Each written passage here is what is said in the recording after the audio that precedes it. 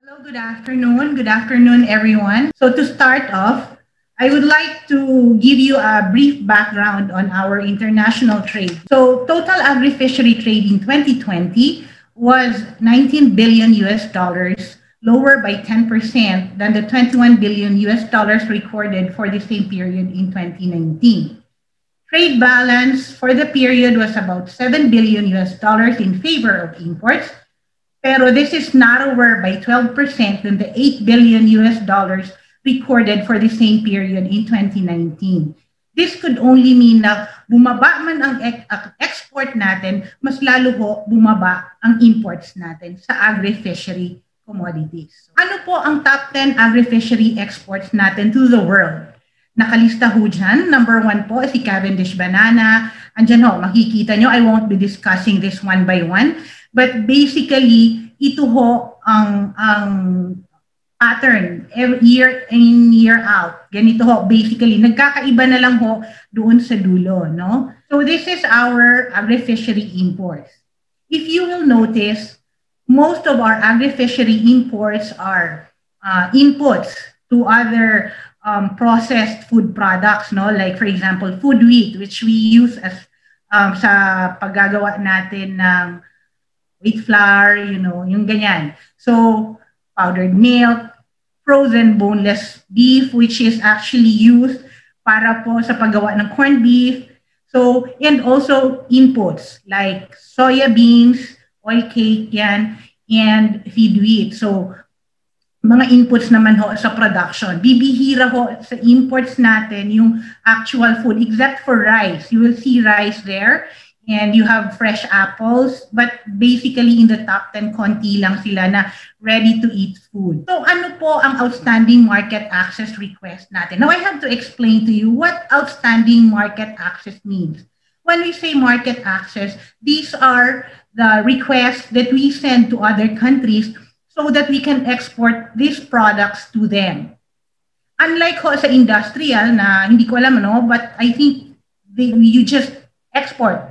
No, sa agricultural and fishery exports, you need to request the importing country to accept our export, no? Kasi because there are testings that are being done before they can accept this. For example, for crops, you have what we call the pest risk analysis.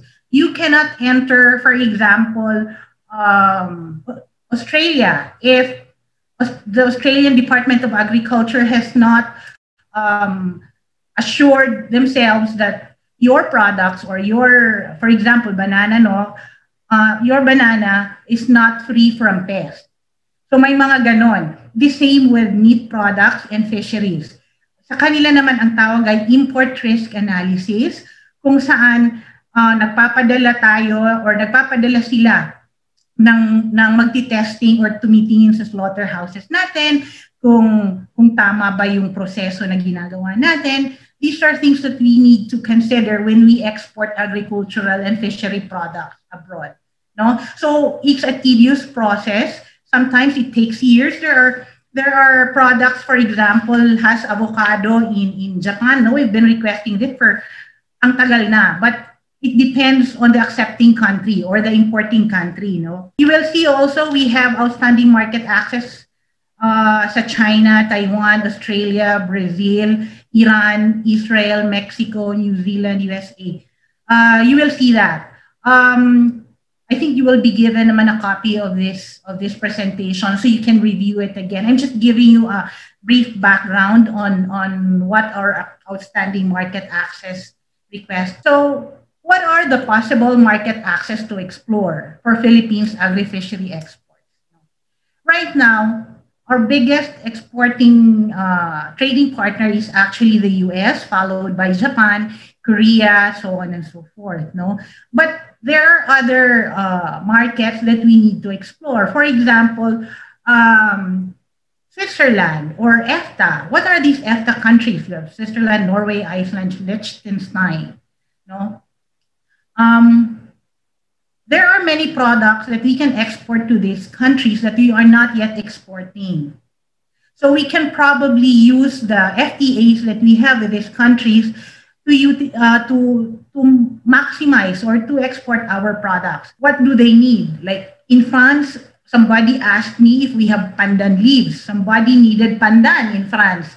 So these are not your usual export commodities like banana or coconut, but pandan. We also would like to encourage all agri-fishery exporters to utilize our FTA with Japan under the PJEPA. No? Because almost all of our products are already zero duty in Japan. Not all, but almost all important agri-fishery products have either zero tariff in Japan or lowered tariff in Japan. In Korea, under the ASEAN-Korea FTA, we also have zero tariff for nuts, prepared fruits, and yan, makikita nyo, prepared vegetables, things like that. Now I want to go to what are we doing in the Department of Agriculture to help the micro, small, and medium enterprises, no? Because we cannot export without these NISMs. Dito po tayo nagsisimula, no? So the Department of Agriculture's key focus areas are inclusive agribusiness development, agripreneurship, capability building, and agribusiness enterprise development service. Ano po ito? So, in number one, we encourage and we help farmers and micro and agripreneurs to become viable business partners in agro-industry. So we encourage them we encourage and help them go into entrepreneurship. Number two, andyan po yung we give them finance, training, and technology. Number three, through our AMAS or Agribusiness and Marketing Assistance Service, we provide business development services. I will discuss this later in the other slides. No? So in the Agribusiness Development Service, what do we have? So here you can see we have the Kadiwa agribusiness. No? Then we have agricultural trainings. Then we have loan access or access to credits. Then we have the agribusiness centers. I will not focus a lot on the Kadiwa because that's really local. No, that's not about trade or export. No, but then I want to discuss a little bit on this program because this is also one of the major programs of this administration. So what is it? So the Kadiwa ni Ani and Kita is a direct marketing scheme where producers are directly linked with the consuming public, making available food commodities at reasonable prices to consumers through Kadiwa retail stores. Ano pong mga retail stores meron tayo? Marami hong iba-ibang klaseng retail stores, no? I don't know, did I put it there? No, baka hindi, no? But then, meron po tayong iba-ibang programa para sa Kadiwa where, for example, we give financial grant and assistance to those who want to engage in Kadiwa. So for this program, you can actually connect or go to our AMAS office or call them or email them if you are interested in this program. I think the LGU is a partner in this program, no? There you go. We also conduct trainings.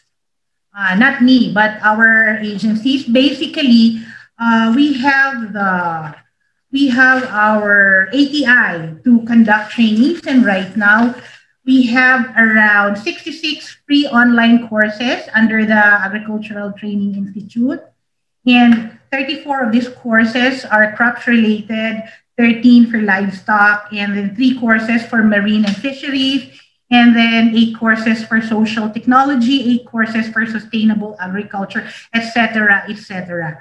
So we also conduct webinars.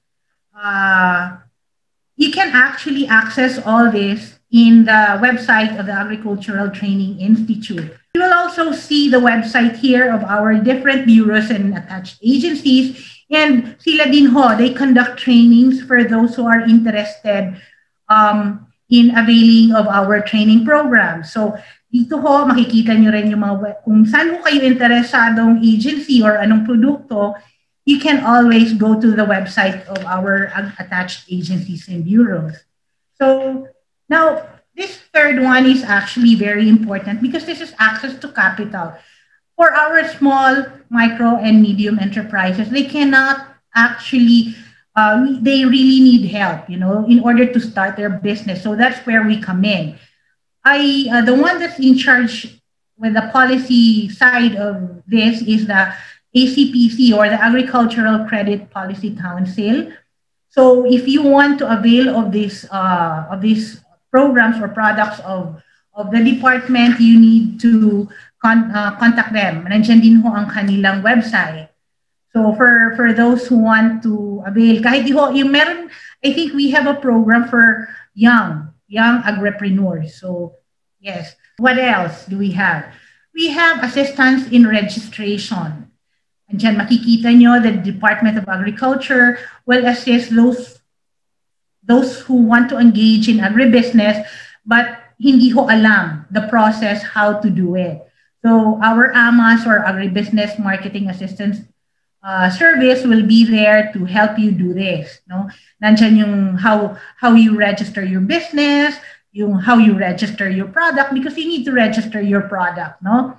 And then the registry system for the farmers, things like that. These are the things that we need to be aware of if we want to go into agribusiness and you want help from the government. I know I'm going too fast, pero ang dami kasing gusto kong i-cover, no? So, number 4, we do market linkages. So, we have the enhanced Kadiwa, and we also, I talked about the Kadiwa earlier, no? But I said I won't dwell on that anymore. So, now we have the Agri-Business Development Center, or what we call in DA, the ADC.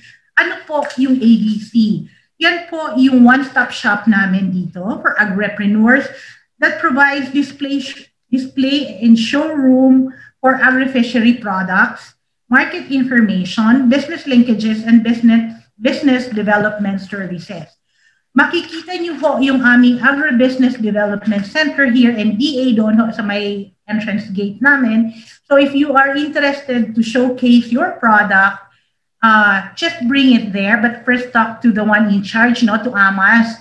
I think you need to be registered first with the food FDA, Food and Drug Administration, before you can display your product there. Because ang dinidisplay lang ho namin ay yung export ready ho na mga agri-fishery products. Okay? So we also have the Kadiwa Agribusiness Portal. We're going digital, actually. The Secretary is preparing us to go digital. So we have the Agri-Food Hub, e-Deliver, we have the Kadiwa Agribusiness Portal. These are things that we are preparing for. No?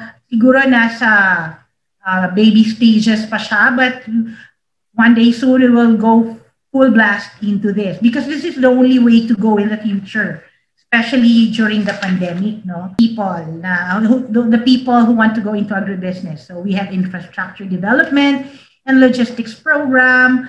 We have other industry support like food lane project, price monitoring. But basically, really, we are strengthening our domestic agriculture in this, in preparation for trade or in preparation for export.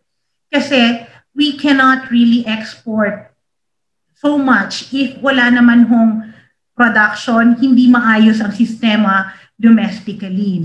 So, yan po. What are our other supports? We also, through AMAS, through our Agribusiness and Marketing Assistance Service, we do trade promotion or business-to-business meeting. This includes our agricultural attaches. You will see later in the slides kung saan sila mako-contact. I put that in the last slide. So we do market linkages, business-to-business and business-to-customer. Our agribusiness showroom, as just discussed earlier, is there to provide you venue. And we also participate through virtual trade fairs and exhibits considering the new normal. Whereas before we used to go with SITEM, with with DTI sa mga trade fairs natin. So, what are the challenges? Dito po, I would like to share with you and to tell you that dito ho sa support sa agribusiness, we cannot do this alone. We also need the private sector here. It has to be partnership between the private sector and the government, no?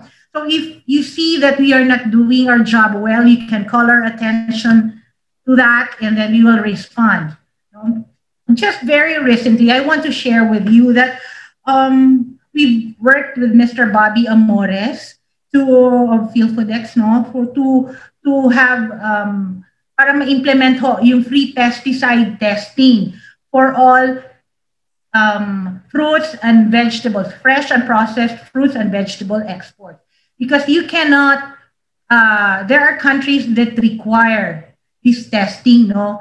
As I shared with you earlier, hindi basta-basta nakaka-export ng mga produktong agricultural at mga isda natin, ng mga produkto, no? So we need testing to assure importing countries that we will not be bringing pests and diseases to their territories, no? So I would like to commend Mr. Bobby Amores for that. I don't know if he's still here, but I want to commend him for that kasi nakakatulong din ho yan sa mga exporters natin, yung mga free testing. What are the challenges in expanding or maintaining our exports?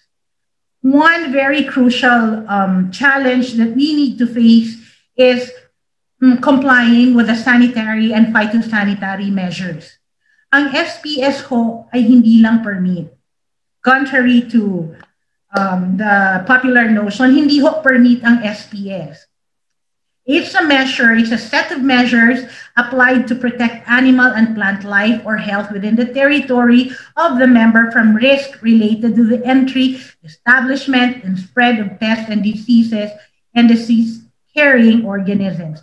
That's why before we can export to other country, katakot-takot to ng mga testings yan. For example, in PRA, sometimes it takes 2 cycles of production, no? Dalawang beses, parang minsan 2 years pang nangyayari before they can approve or they can approve the entry of your product to their country, no? So another one is technical barriers to trade. This is where packaging, labeling will come in. So, for example, when you export to Switzerland, they may require your plastic, no, yung container or yung label nyo doon to be in German or in French, no? Or if you export to China, to be in Chinese characters.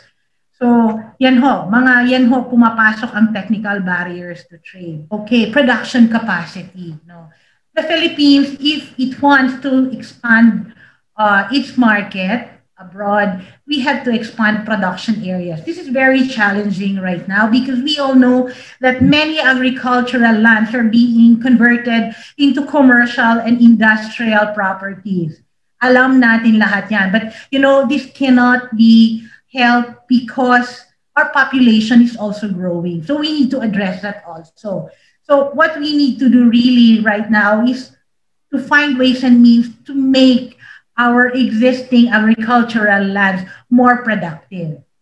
No? Hindi lang ho mag-expand, but you know what we have right now, make it more productive. So yan ho ang gusto nating mangyari ngayon. Kasi for example, in other countries, they only have like 1.5 hectares, no? But it's very productive. They practice, for example, vertical agriculture. We're not yet there, no? But hopefully we get there soon. But for example, in the Middle East or UAE, they have that. Pataaso, may hydroponics, things like that. These are things that we dream about, no? Hindi pa nangyayari, but hopefully we will get there. So number 5, we have diversification of products or value adding. We cannot rely on fresh produce as our primary exports alone. Unang-una, bakit? Because if we expand our markets to far-flung areas like Europe, South Africa, South America, mahirap po kung puro na lang fresh ang ano natin, fresh saging, fresh whatever. So we need to diversify, to process, to extend the shelf life. No? So we need R&D for that. We have to, this is what Thailand and Vietnam are now doing. For example, they realized that during the pandemic, borders closed. So what will they do with the fresh fruits that they have? So Vietnam, when China closed its borders, they immediately went into research how they can produce fruit juices from their fruits. So now, pwede nilang historian, and if China closes its borders to Vietnam again, they can export it somehow. Kasi mas mahaba ho ang shelf life ng processed food product. Okay, number 6. Number 6 is really a very, very technical issue because this concerns pests and diseases that we need to address, not only here in government, but also with the help of the private sector. Ano po ang example ng pests and diseases natin na meron tayo?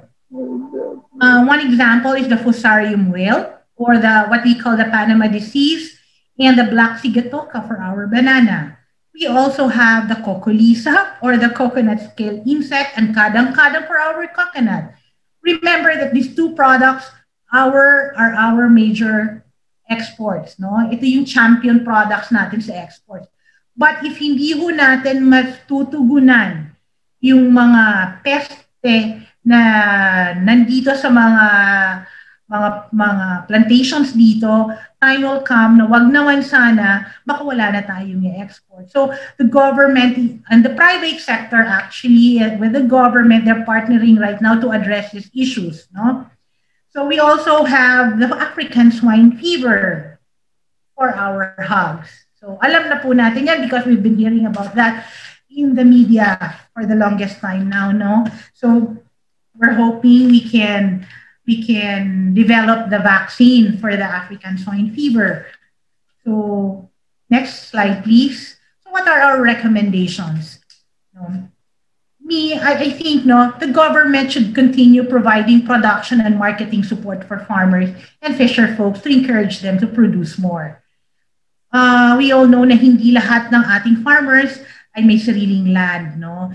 Sa ibang country, the domestic support that other countries are infusing sa mga farmers po natin or small and medium enterprises, ang lalaki ho.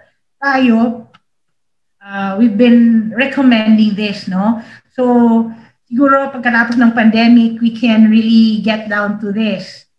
Or, I don't know. Now, meron naman, as I've discussed earlier, meron, no? So, anyway, for number 2, for the government to continue providing logistical support to agribusinesses to ensure sustainability of ready markets for farmers' produce.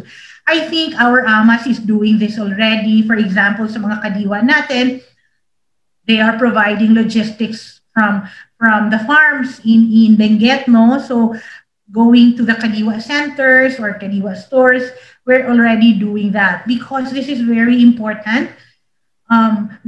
We see na yung maraming mga agricultural produce yung itinatapon is because ang dami hong na inaani pero wala hong market, no? Walang access to market. So this is what we're trying to address also. And then another recommendation, and this is for the private sector, hopefully the private sector will also focus on processing more primary agricultural and fishery products to extend their shelf life and develop more food products to cater to the ever-evolving wants of the consuming public. No? Kasi for example, in Japan, they really eat with their eyes. You very well know that. So one time they asked me for dragon fruit. So sabi ko, oh yeah, we're producing dragon fruits. And then they said, no, we want the yellow one. Diba? May color preference. Pareho lang naman yata ang lasa nun. Pareho naman matamis. So, but these are things that we need to consider. No? Hindi lang yung taste. It's also the presentation, diba? It's the presentation, it's the packaging of our products if we want to export. I think my presentation ends there, but I would also like to share with you if you have questions on agri-fishery trade policy, you can contact my division via this email address and via this telephone number. And we will address, especially on tariff and trade-related matters or trade remedy matters, yung mga anti-dumping, countervailing, safeguard. We handle that in our macroeconomic policy division.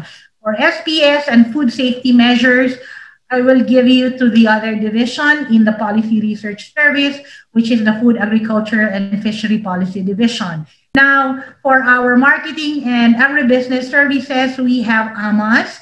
So, nandyan po ang kanilang telephone number and their email address. So, you can contact them if you want to avail of the Kadiwa, no? Yung mga programs na ganyan. And then, of course, if you have violent reaction, nilagay ko na rin pang huli yung aking email address and my telephone number so you can contact me if you have questions about this. And then for the last slide that I have, para ma-hunting nyo po sila, eto po yung email addresses. Yan po, that's the email addresses of our agricultural attaches. We have an agri-attache in Washington, D.C., handling the Americas, South America, North America, and Canada. We have for the European Union, and then we have Southeast Asia, who is based in Bangkok, and we have China, we have Japan, we have South Korea in Seoul, and then we also have representative in policy posts like the Food and Agriculture Organization in Rome and the World Trade Organization in Geneva. So their email addresses are there. If you have more questions about exporting to the post that they're handling, you can directly email them also. So if they don't reply to you, you can email me and talk to me about this. That's about it. Thank you so much. And I hope I've been able to share with you things that we do here in the Department of Agriculture.